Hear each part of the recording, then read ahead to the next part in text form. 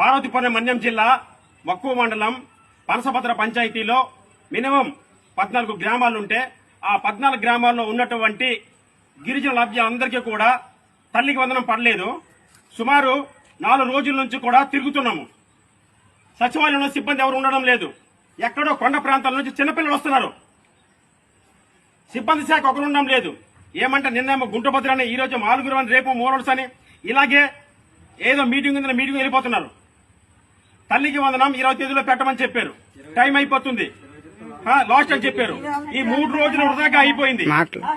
చిన్నపిల్లలతో సహా వస్తున్నారు, వచ్చి వెళ్ళిపోతున్నారు. మా పరిస్థితి ఏంటి? ఇంకా పనసభద్ర పంచాయతీ మొత్తం ఇంతేనా? ఏమైనా చెప్పారా? పై స్థాయి అధికారులు వచ్చాయి, ఇలాగా మీకు ఆదేశాలు వచ్చాయా? మీరు అలా తప్పించుకుంటూ తిరుగుతుండండి, తల్లికి వందనం పడకుండా చెయ్యండి అనుకుని. అందరూ నిరుపేదలే, చిన్నపిల్లలతోనే ఉదయం నుంచి వచ్చారు ఇక్కడికి. కొండ ప్రాంతాల నుంచి మీరు చూడండి ఒకసారి. మా పిల్లలకు 3 పడలేదు, వీళ్ళందరూ కూడా అలాగే ఉన్నారు. ఉదయం నుంచి పడిగాపులు కాసుకొని ఎవరికి పడక కనీసం తిండి తిప్పల్లాకి ఇక్కడ ఉన్నారు. అవసరమా? అందరూ పేదోళమే కదా. తల్లికి వందనం దరఖాస్తు పెట్టాలి నాయన అని సుదూర ప్రాంతాల నుంచి వచ్చారు. కనీసం సిబ్బంది ఒక్కరు లేదు. ఒకసారి తీయండి.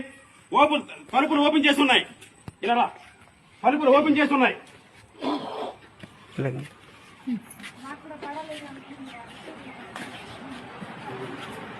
ఫ్యాన్ తిరుగుతున్నాయి, సిబ్బంది ఎవరు లేరు. వచ్చి వెళ్ళిపోతుంది, ఎలా ఉంటుంది ఇంకా పరిస్థితి?